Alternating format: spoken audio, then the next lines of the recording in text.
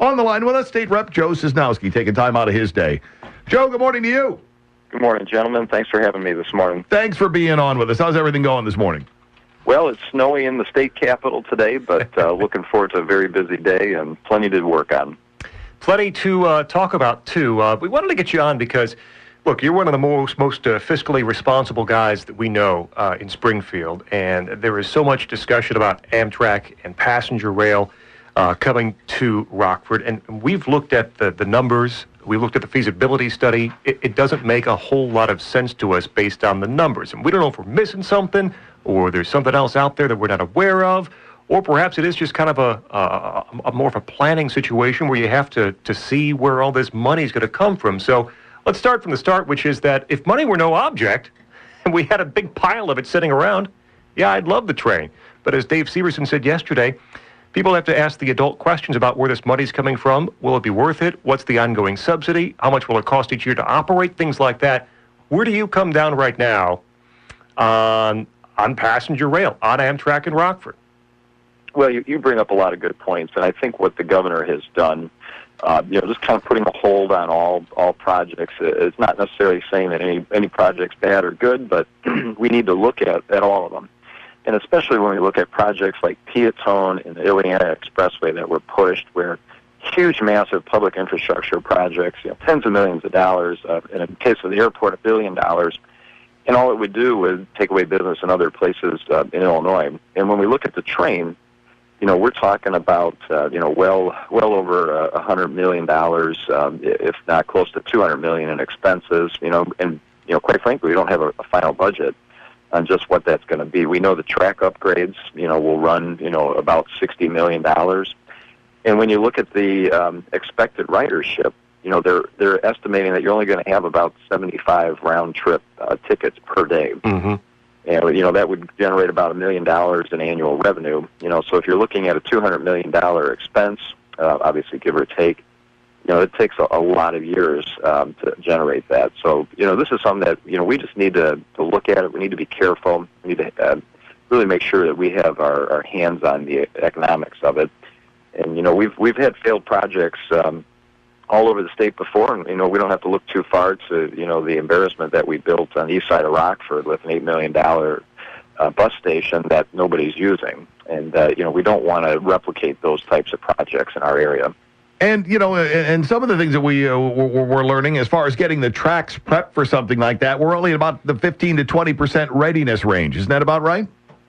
Yeah, I'd be surprised, actually, if it's even that high. There was a lot promised by the previous administration about how far along we were. But there's no doubt the tracks have a lot of work that need to be done. That's within that $60 million number I mentioned. Mm-hmm. And that's just improving the tracks themselves so that they would be good for high-speed passenger and for high-speed cargo. So there's definitely some rationale to looking at that, because some of those tracks, the trains have to slow down to 10 miles per hour, and, that's not just an inconvenience, but it probably creates, companies that look for other routes or lines that just aren't efficient, and, we could be getting more use out of those.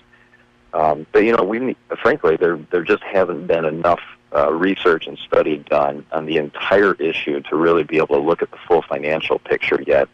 And I think, I think that's what this governor's administration is looking for, a little bit more time in the planning phases, just to make sure we know exactly what we're talking about. State Rep Joe Sosnowski with us. It's Riley and Scott on WROK. Real quick on the track quality. Between Rockford and Belvedere, the track's in such poor quality, you can only travel at 10 miles per hour. Okay, that's what it is right now. Part of the upgrades would be to fix that, of course. On the upgrades, though, Joe, there was a feasibility study in 2007. It was upgraded in 2010. In that period of time, the estimates for track improvements for infrastructure costs went from $34.9 million to $62.3 million, so nearly doubling. It's been 5 years since the 2010 study. Are we even sure that $62.3 million is going to be an accurate number for the improvements, or might that number have ballooned even higher? Well, and that's, again, that's something that, we need to look at. These are feasibility estimates. Granted, they were based in research and estimates at the time. Those are 2010 dollars. It's important to note. So that's 5 years ago. And, we just don't know. We haven't seen hard estimates. We haven't seen, the contractors who have given us those numbers yet. And, that's still monies and budget items that we need to piece together to see truly where we're at. Some of the voices that we hear, shouting out in favor of it, kind of seem to be going along with the idea that, there at one time there was a bustling rail service. We want to return to those times again. Wouldn't that be great? It seeming to be working from the, hey, wouldn't that be great attitude. We see that a lot with high-speed rail as well and bullet trains. Hey, look at what they're doing in Japan. Look at what they're doing in Europe. Wouldn't that be great? But again, how do we pay for it? And do we actually have the sort of population and demographics that are going to make it work? Well, and it's, again, a very good point. And, we need to look at all of that. It's certainly very logical to, emotionally say, hey, this train is a great idea. I'd love to be able to ride that into Chicago. Could we boost the initial estimates on numbers and drive up ridership over time? Absolutely. There's definitely the downtown developments we need to take into account, with the Hotel Convention Center, Ingersoll Sports Center. Those are going to be projects that are going to drive traffic, so, those could be a benefit to helping pay for this. But again, we need to have a little bit better handle on just what the expectations are, true expectations, looking at real numbers and making sure that we have a good grip on this. Because there's going to be local contributions and costs, not just in the train stations and buying trains and subsidizing Amtrak, but if we try to move to a full-time service every hour with Metra, that's a subsidized line. How much is that going to cost? And again, we don't have hard numbers on a lot of that. State Rep Joe Sosnowski with us. It's Riley and Scott on WROK. Do you think there's a misconception about exactly what the initial service will be? Joe, you talk to constituents, and I'm sure you get emails. What Metro has laid out right now is one trip per day, Rockford to Chicago, one back Chicago to Rockford. It would not be commuter. I mean, it would be impossible to do that. Plus, the trip itself would take, again, according to Metro, almost 3 hours to complete. 2 hours, 50 minutes in, and a little bit less back, like 2 hours, 40 minutes. There are buses. There's I-90. There are so many ways to do this already. If you're going to take 3 hours at a train, I'm not exactly sure who the target customer is. Well, it's important that, that's obviously a round trip. If somebody, I believe the direct route, point A to point B is about an hour and 30 minutes, give or take. That's, it's a doable time. I think it's reasonable for people to avoid traffic. It's certainly not an extremely fast time, though. You're right. I mean, we can get the speeds up, so that we can get there within an hour and 10 minutes. That's going to be a much more practical and much more viable option for consumers. And you pointed out just right. I think we're kind of glossing over the facts that the initial Amtrak service is only once a day, there and back. And we need to be very careful about just saying, well, we want passenger service, and then when we get there, it's not used by anybody because it's not convenient as far as the times, and then we're left holding the bag, wondering, okay, how do we get Metra next? I think we just, again, I'm not saying I'm against this yet.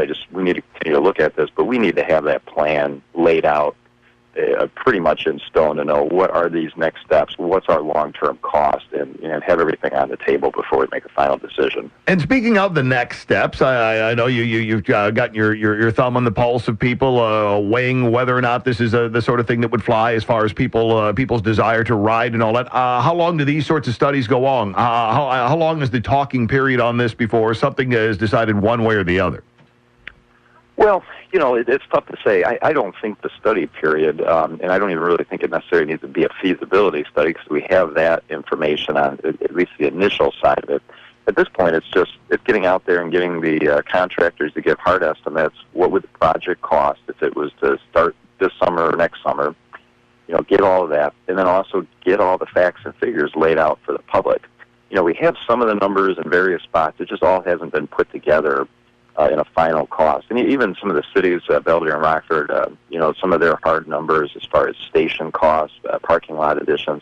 Let's get all these numbers together. Let's share it with the public. Let's get information pro and con, and we can do this in a relatively short period of time. I don't think this needs to be a long, drawn-out process. Something to keep in mind, I think, again, as we get the financial numbers together, Amtrak doesn't make money. I mean, Amtrak gets massive subsidies, not just federally, but also from the state of Illinois. And you mentioned too, Joe, if it ever became passenger or Metra type thing, then there'd be even more taxes and fees for residents around the area. Which is to say, again, this is not really a profitable venture, so you have to look at the ongoing subsidies, the yearly operational costs that we would be responsible for, that people around the state would be responsible for. Those are the hard numbers that just have to be examined before coming to a final decision. Yeah, absolutely, and even the fares, if you look at their numbers at 75 round trips a day, that's going to be, I think I ran it was $35 a ticket round trip. Is that a cost center that people are going to buy into for that round trip? Does that make sense? Does that affect their ridership expectations? And we also need to be, considerate of technology and what's happening around us. The public transportation has always been subsidized. Doesn't make money except in a very few communities around the country. Does provide a need for a lot of folks. In some cases, it comes close to breaking even. But we subsidize bus service in Rockford here. We're going to have to be aware of the fact that there's a lot of costs and infrastructure in buses and public transportation.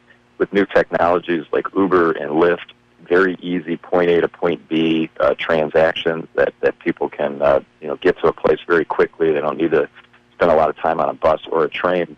Those technologies are going to probably drain ridership too. So we just we have to look at this obviously holistically, and is that size of an investment truly what's going to spark development in downtown? And I'm all about building the downtown and getting Rockford revitalized, but again, we have to do it in a cost-conscious way. Joe, we appreciate you taking time out of your morning to keep us in the loop on this. Hey, happy to help any day.